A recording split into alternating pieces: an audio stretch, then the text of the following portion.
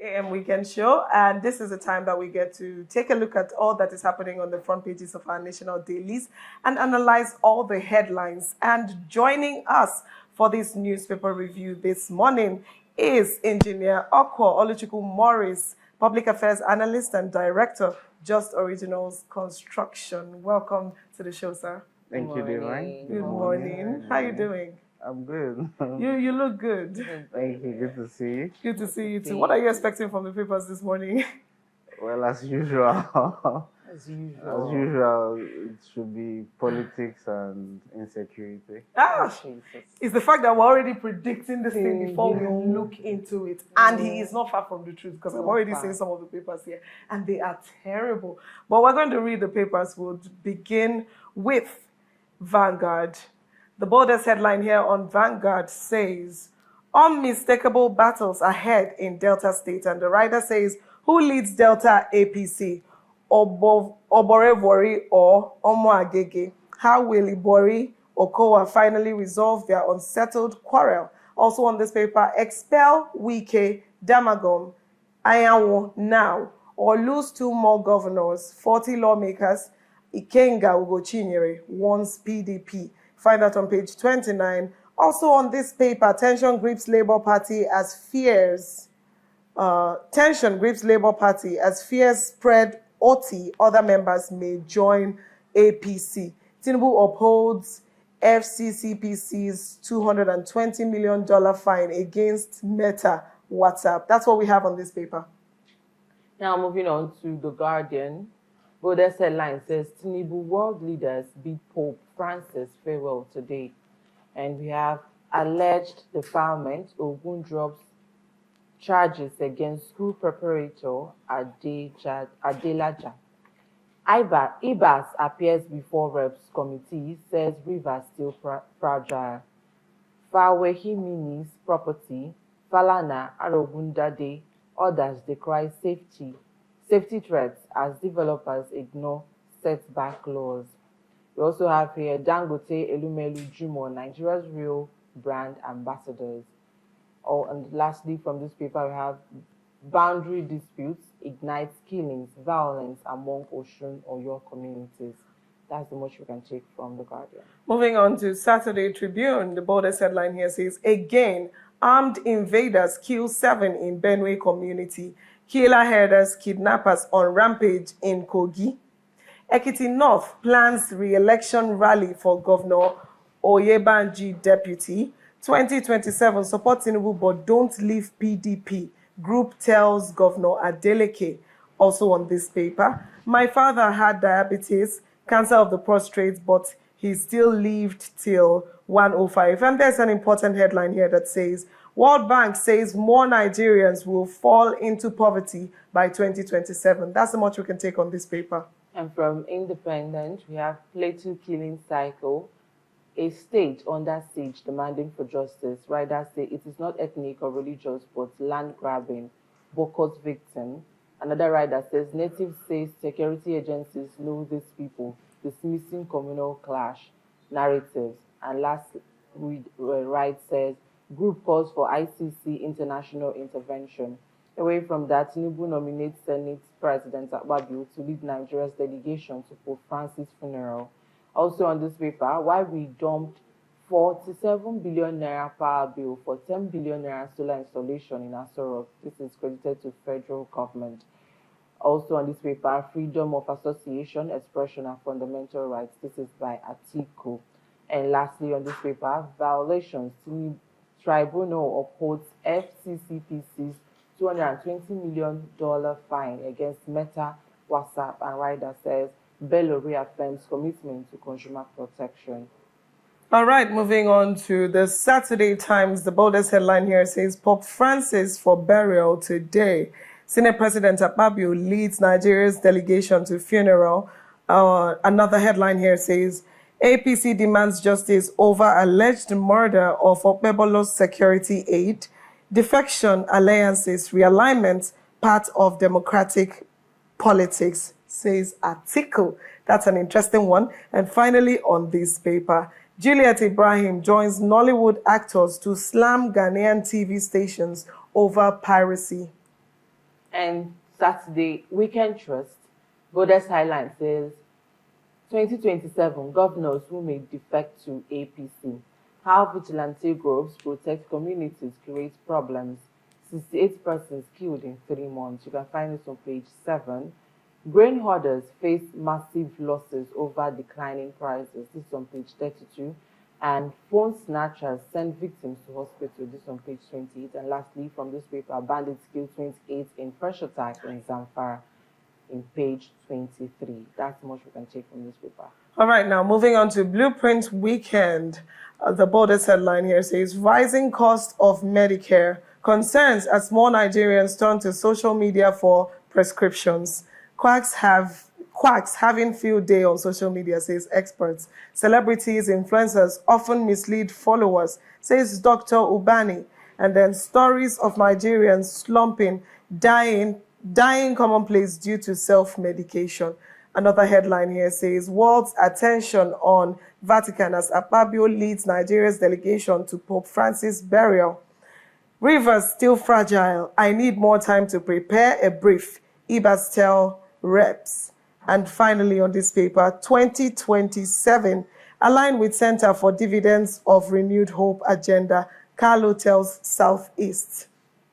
And to the Nation newspaper this morning, Borders headline says, Atiku hits PDP leaders as Oborevori defection unsettles party. Riders say accuses them of sipping tea, making deals with Tinubu.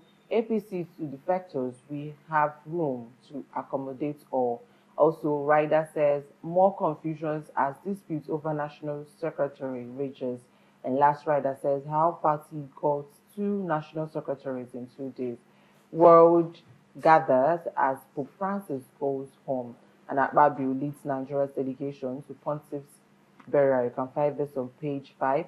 IMF applauds Nigeria for exchange rate reforms, subsidy removal. You can find this on page 3.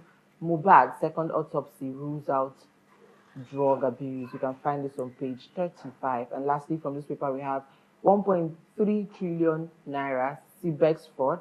EFCC declares 8 wanted.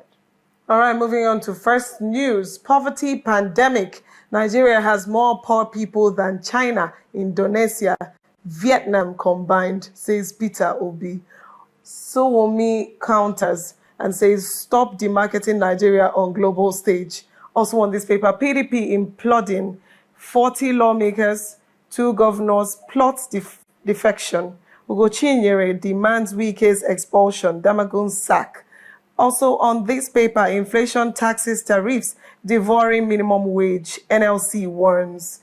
And finally, we have a headline that says court grants interim forfeiture of 73 assets linked to Chinese suspects. That's what we have on First News. And Saturday Punch, banditry, hunters seek federal government backing for physical, spiritual warfare.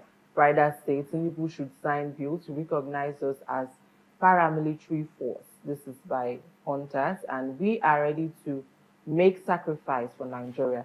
This is by Agbo Koya. Also on this paper, inside Nigeria's mosques, where humans, rodents compete for body parts. Why I choose to become a commercial bus driver. This is by a woman battered by Lagos Dog. Also on this paper, we have 2027, Atiku slams Tinubu as Kwankwaso weighs options. And lastly on this paper, scandal, Osun monarch pastor admits to COVID-19 fraud in US. That's the most we can take from this paper. Moving on to the Matrix. World leaders pay final respect as Pope Francis is laid to rest. FG's delegation arrives Vatican ahead of Pope Francis' funeral. Monarchs, presidents to join multitudes of mourners at solemn event. Over 250,000 throng lying in state in 3 days. Also on this paper, the tribunal upholds $220 million fine against Meta, validates FCCPC's authority, Rivers State emergency. IBAS acknowledges fragility, seeks time for full briefing. And finally on this paper, we recorded over 500,000 student loan applications in 11 months. says Nelfond. And this day paper, world leaders gather in Rome for Pope Francis' funeral today. Also on this paper, Okonjo-Iweala urges US to reconsider reciprocal tariffs on poor African nations. Also on this paper, we have Consumer Protection Tribunal opposed $220 million fine against Meta and WhatsApp.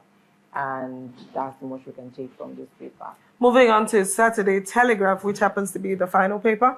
The Borders headline here says, PDP, LP, NNPP, ZLP state chairmen flay gale of defections. I don't begrudge Okowa or Borevori, says Atiku. Crisis rocks Delta APC over Oborevori's defection as Omoagege camp cakes. Lawyers warn of implications. And another headline here says, what to eat and avoid, how inconsistency of health professionals creates confusion. Another headline here says, Akpabio leads FG's delegation as Pope Francis is buried at Vatican City. UK bellows death, traumatic, hasn't stopped family members from joining military, says brother. And finally, tribunal upholds FCCPC's $220 million fine against Meta and WhatsApp. Joining us to review the papers this morning is Engineer Okwo Oluchukwu Morris, a public affairs analyst and the director of Just Original Constructions. Welcome to the show once again. Thank you again. So we've read a lot of things are happening here on our papers, but I'd like us to begin with the killings so far. It's something we've been talking about. We're still seeing that let's take a look at the Saturday Tribune paper. The Borders headline says, again, armed invaders kill 7 in Benue community. Ogochukwu read one from Saturday Independent that says, Plateau killing cycle, a state under siege demanding for justice. And so many others that we've seen. We also saw another one in Zamfara. And it begs the question, is it that nothing can be done concerning this? Is it that nothing can be done? Is it that we've not found the people Are we that helpless? responsible? And I saw one, there was this particular rider, I can't quite figure out which of the papers that we saw it. It says that the headsmen or the unknown men fled, they ran to Kogi State. I saw that.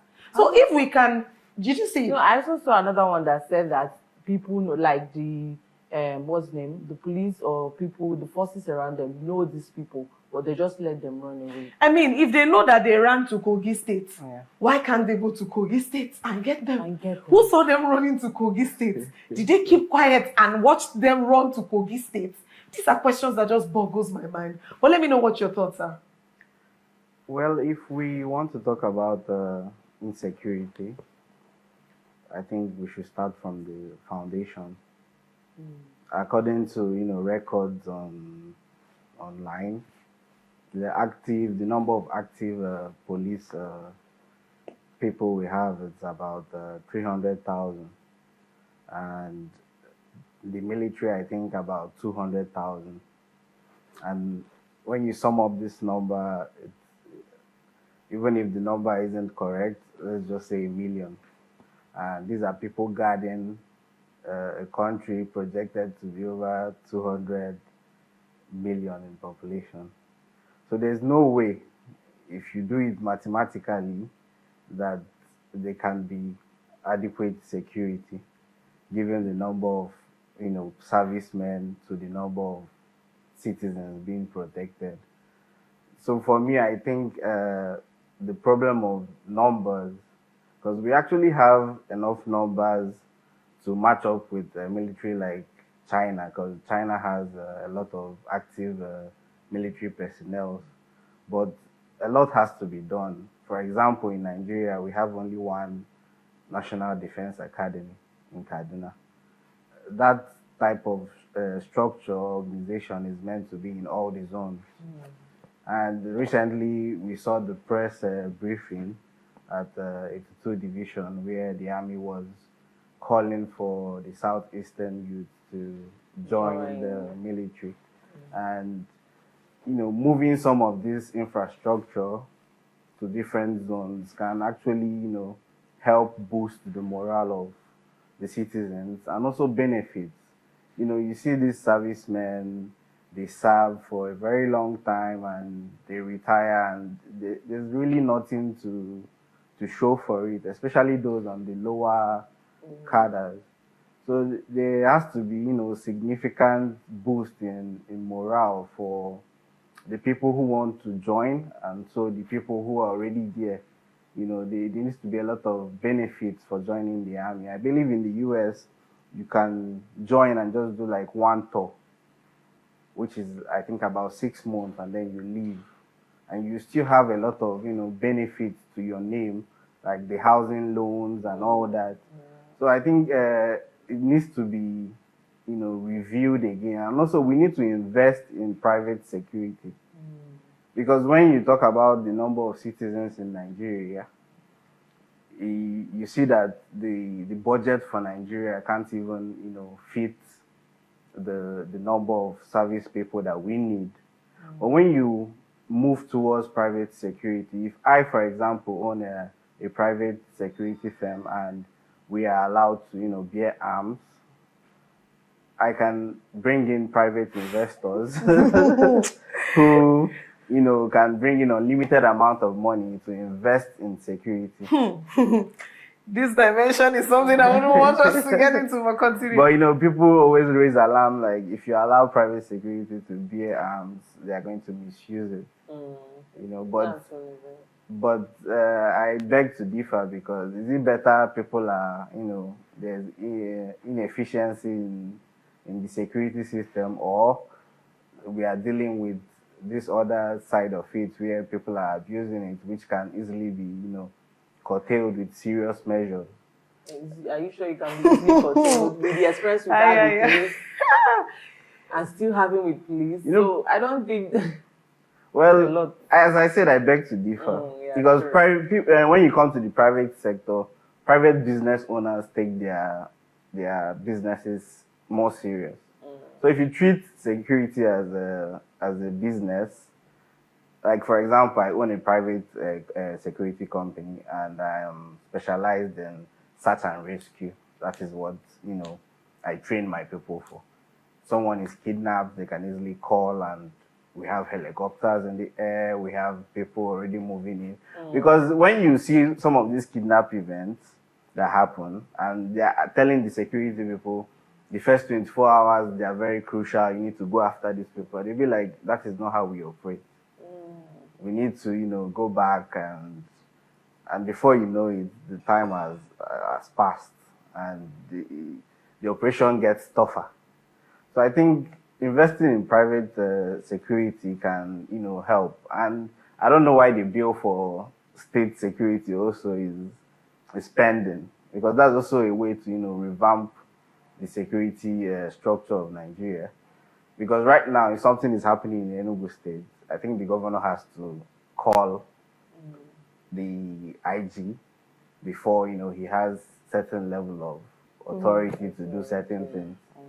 Okay, but coming back to some of the things you said, I was just, picking a few things. Talking about private security, it just reminded me of the fact that we've had this conversation a couple of times where we wonder how these unknown gunmen are so heavily armed. We wonder how.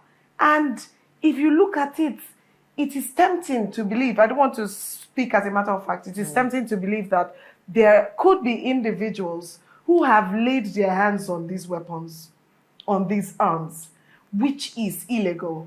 It's illegal, of course. We all cannot be going around with guns and all of that. So, but these guys have this thing. So imagine where we now make it a private business. Imagine where we now treat security as business. Imagine where it is now somehow legalized that we can at least have, of course, if you're registered, perhaps there will be some processes you have to undergo to become a private security. Everybody will get into it. It's business. And then by the time everybody gets into it, what becomes of Nigeria as a whole? Because some people will get it for the sake of defense too. There are people who might be authorized as security agencies, and there are others who would I mean, it's Nigeria. If you go through the whatever, you have it. You have what you want. Yeah. So what becomes of Nigeria? It will be war now.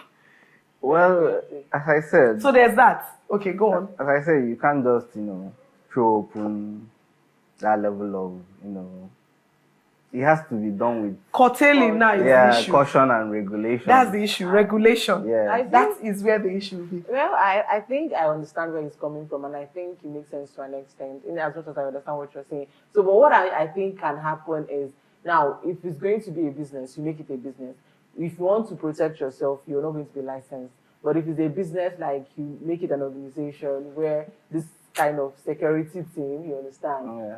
They're your license, you follow the regulations, and hopefully... I feel like our imaginations are really working. You actually get better to an extent, since the ones by the federal government or the country is not really helping us. So the thing is that the bad guy is not going to tell you that I'm going to collect these things because I want to protect myself. The bad guy is going to go like he is approved. He's going to go like the agency. And we are not that advanced that we can easily detect. So now, if we're talking about caution and we're talking about regulation, now that it is not being treated as private, security is not a private affair, we have seen the regulation and the caution that we are giving to it. How wonderful much more it is.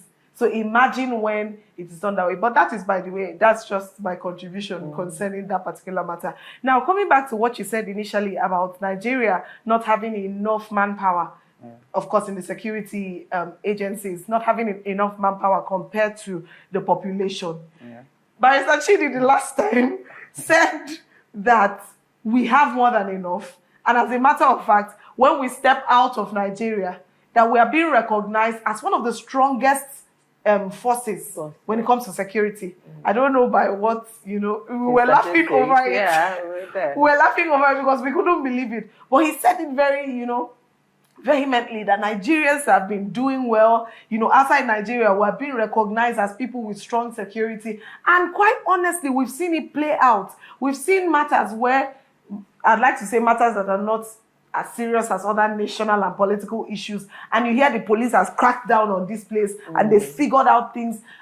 There's been countless occasions where something happens, something say milder than what Nigeria is facing as a country, and before we say Jack Robinson, they've figured everything out. They've tracked down the people, they've brought them to book, and we wonder, can't we apply this intelligence to all the issues that Nigerians are facing? Can't we apply? So if we're now talking about manpower now, don't you think that with these past scenarios of things that the security has done, I don't know if you've seen the papers where they were able to do this thing. I'm like, okay. We saw the NYSC girl recently, some months ago. She said what she said, and they've called her on the phone. So people can track these things very easily. So we've seen bandits come online, go live, and say what they want to do online, showing everything, showing their operations, and we have not been able to track it down. So is it really a manpower issue? Yes, I'll still stand on it being a manpower issue, and I'll give you my reason. Okay. When you're talking about these situations, you need to also cite the type of, topography that it happened in. Most of these killings, if you look at those villages, they are just a cluster of villages. When you visit there, you see that you have to drive miles, and you drive miles with like forest areas, and before you get to see a building, you have to go like after a kilometer, and before you even see people. So these are, clusters of people living, outside of the center of their states, making them prone to some of these attacks. So when it comes to manpower, I don't think the Nigerian security system is enough to deploy, security people to also be in those type of areas. I think the situation you talk about are people in, more civilized, more urban areas.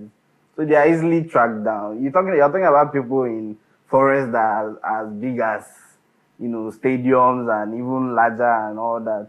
So if someone, I'm not saying that, I'm not trying to, defend them, because, technology has moved to an extent, and they can also come back to the fact of budget, that they don't have enough money to buy those equipment. So I think it still falls down on manpower. If you check places where these bandits have taken over military bases, they come in their numbers. It's not really the weapons that they come with, but you just see them, they are just a lot. And with the number in the base, you're just overwhelmed. You just have to retreat. So at the end of the day, I think it still boils down to numbers. Okay. It's okay. I rest my case. Let's move away a little. Now, across the papers, we've seen defects. Even within the week, we've seen defects moving from PDP to APC, from Labour to APC. Now, I'm concerned. What is our chances in 2027? What is our fate in 2027 with the whole thing of defecting to APC? Well, I can't really say what the fate would be, because it's too early to call. But if I didn't know Mr. President and I read about him, I would say he's a psychologist. I think he wins the game in the mind first, before even on the election day. So what happens when you see a strong, maybe PDP leader, they come to APC? It kills you psychologically, because you'll be like, yesterday I saw this man, so he was in PDP, he was in their meeting, and you just give up hope as an ordinary citizen, and you be like, he has already won. And that's what he wants you to think. He plays the mind game. I mean, in the last election, he came out with, "It's my turn." Amy Logan, yeah.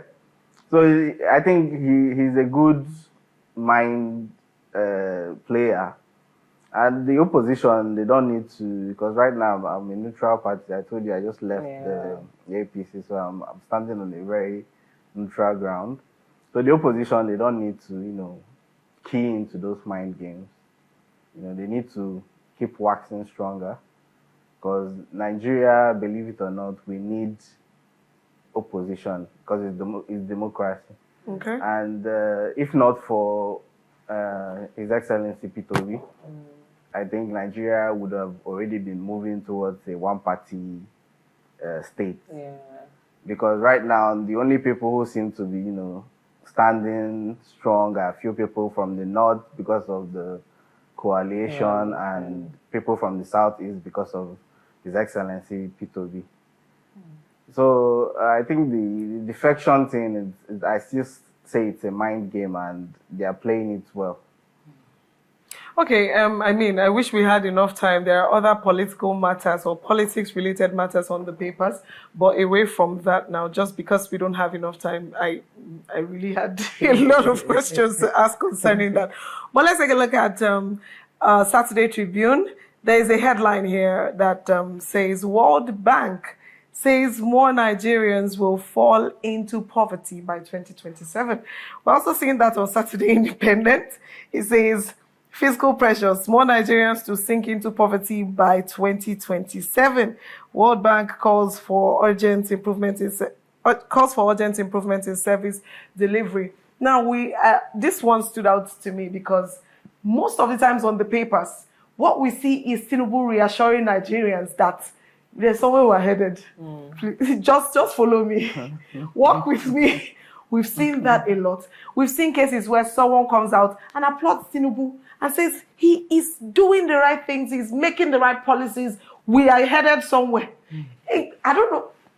I mean, even the World Bank sometimes, their projections are in favor of what the government is doing. We've seen that several times. We've seen people come out to say, don't listen to these guys. We are the ones in Nigeria. We're the ones seeing what is going on. They are just making all these statements and giving us false hopes and all of that. And then suddenly today we're seeing World Bank coming out to say that more people are going to sink into poverty in 2027. What's going on? How can this be averted? Are there ways, are there things that And at this point, I'm not just talking politically now. I'm not just talking I mean, if you have something to say to the government, that's beautiful. But we individuals, how do we help ourselves? what can we do at this point, really? Well, I think, I'm sorry to say, but individually, I think we're helpless. Okay, we're helpless. Okay. I'm not an economist, but I do know that if something is budgeted for something and then that budget is stolen, the projection you make while budgeting for that particular thing, disappears. So it might be true that the projections you see, the positive projections you see, they might actually be true. But then when the funding for these policies and all that are released, who ensures that they are properly used? I mean, you wake up, you see cases where one person is accused of stealing billions, trillions, and at the end of the day, you see that there are no strong repercussions for that. It only aids the next person who gets the opportunity to do the same thing. And we're talking about an administration where you see in every 10, 5 appointees, there are about 2, 3 who have cases with the EFCC. I think we should start looking at some of these things. You don't have someone who, even if you've not been charged, but at least we have over 200 million people in the country. There should be people who have clean slates who can step up and handle some of these appointments and some of these ministries. So I think we have a funding problem, in terms of how the money is used. I think that's where the main problem is. Okay. Unfortunately, we've run out of time. If not, there's so much more to explore, especially on this matter and other matters. I mean, we still have a lot of headlines that we have left unexplored, but of course, we'll continue next week. Thank you so much for joining us. Thank you, Divine. Thank you. It was a pleasure. And that was Engineer Oko Oluchukwu Morrison, Public Affairs Analyst and Director, Just Original Constructions. Up next on the AM Weekend Show is our trips around the region. We'll be visiting Abakaliki and Aba in Abia State. We'll be right back.